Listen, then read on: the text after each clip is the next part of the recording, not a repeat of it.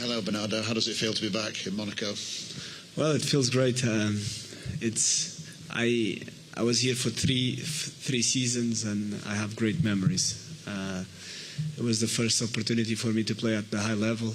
This club gave me that opportunity, so I'm actually really happy to be here. Pep said you've been reminiscing about that game in 2017. Always. Good memories? Good memories, yeah. For us at the time, it was unbelievable to beat a team like Man City in the last 16. It was also a season where we did really well in all competitions. We won the French League. We reached the semi-finals of the Champions League, and it was a young team full of energy to show themselves to the world. So yeah, it's good memories, as I said. Hi Bernardo, hope this doesn't offend you, but there's an old Vinny Company quote that says, I know that quote. 50% clout, 50% leader. When you become 75% leader, you'll be the captain. Just wondering how the captaincy feels this season, and because you are the joker in the squad, but are you still the joker? Vincent actually sent me that quote when Pep appointed me manager, so we spoke after that. He said, I knew I was right all along. No, it feels good. I've said it before. It's a big honor. It's a big responsibility at the same time. 8 years and a half of experience of knowing exactly what Pep wants from his team. So I think I can pass that experience and all that knowledge to the young guys. Also, I try to behave in the best possible way to be an example. Obviously, I like to have my bit of fun and to joke. But when it's time to work as well. But it's been a great honor for me. I'm trying my best to put the team as close as possible back to the level where it deserves to be. Just on the captaincy again, Bernardo, what's the biggest challenge you've had so far, you think, as captain, and how much do you lean on the other guys in the leadership group as well? We've always said it. In Man City was so successful in the last 8 years, let's say, not because one captain was really good or not, because we have a lot of players being great leaders, so everyone has the responsibility of being a leader, of behaving properly. Obviously, as the first captain, you need to make sure that some things don't happen and to try and help to create that type of environment. But what we see and what we saw in the past in this Man City squad is a group of great characters, and that's what you need. Obviously, my job now is to try and create that energy, that chemistry back as a group of captains, me, Ruben, Rodri, Erling, so people behave in the right way in training, in games, arrive early, arrive on time to trainings, train properly, be in good conditions, take care of themselves. That's our job. But in terms of responsibility, you need more than just 1 or 2 or 3 or 4. We were really good in the past because we had 10 or 15 players like that behaved as captains, and that's what you need. Hi Bernardo, as you said, the squad's changed so much. There's a lot of younger players now.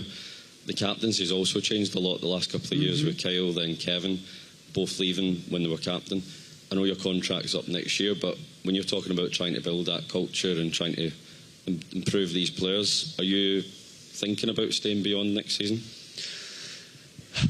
I know exactly what I'm going to do, but it's not the time to talk about it. It's time to focus here, to focus at Man City, to try to do my best to put the club back where it belongs. And as I said, as we know that we've had a lot of captains that left in the past, but it's the guys that have the most experience to pass it to the young guys, and hopefully they'll be the next ones to pass that experience on regard of my contract.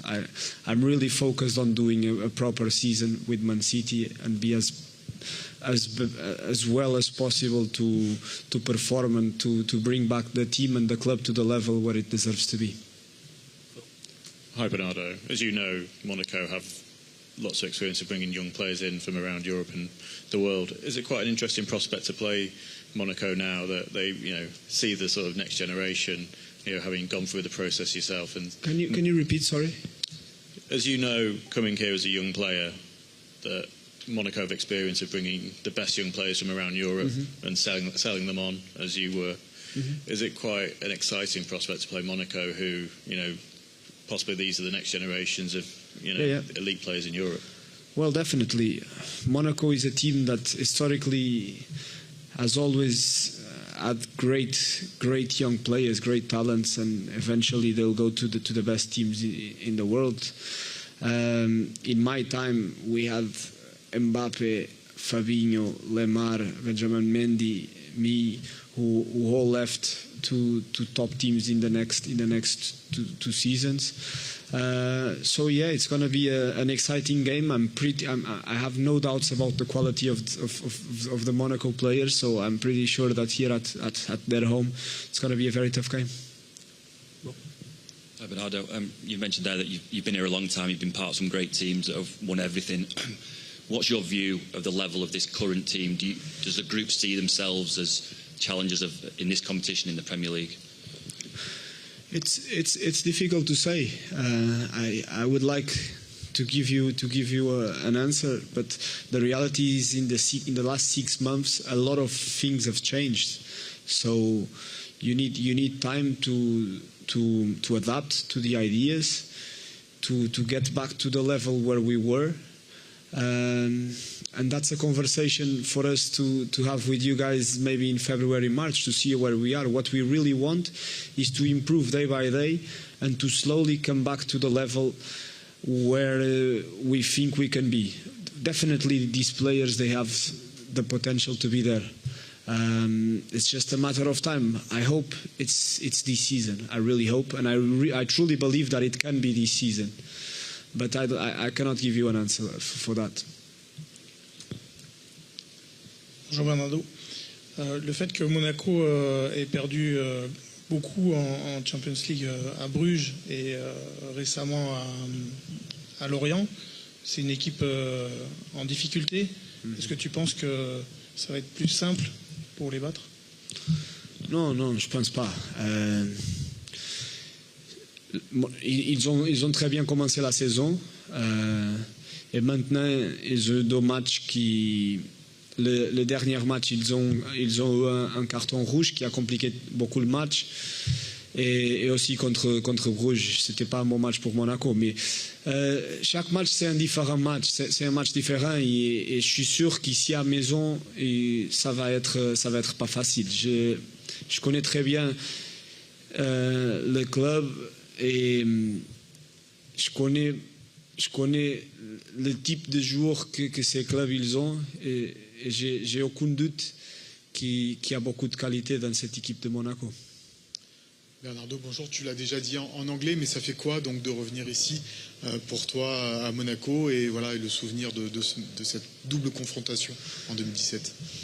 Bon, comme je disais, ça faisait 8 ans et demi que je venais pas ici au Stade Lido. C'était une époque fantastique pour moi. C'était ma première opportunité de jouer au plus haut niveau. C'était ces clubs qui m'ont donné cette opportunité. Alors que je suis vraiment très heureux d'être ici. Sur 2017, c'était une saison fantastique pour nous. C'était une saison qu'on a gagné le championnat. C'est pas facile de gagner contre le PSG, comme vous le savez. Et en plus d'arriver en demi-finale de la Champions League, on avait une équipe très jeune, mais une équipe avec beaucoup d'énergie, beaucoup de joie dans la façon comment on jouait. Et maintenant que je suis ici, j'ai des mémoires, j'ai des souvenirs, et c'est fantastique. Ça me fait sourire chaque fois que je vais dans la pelouse. Ça me fait sourire vraiment. Thank you everyone. Thank you.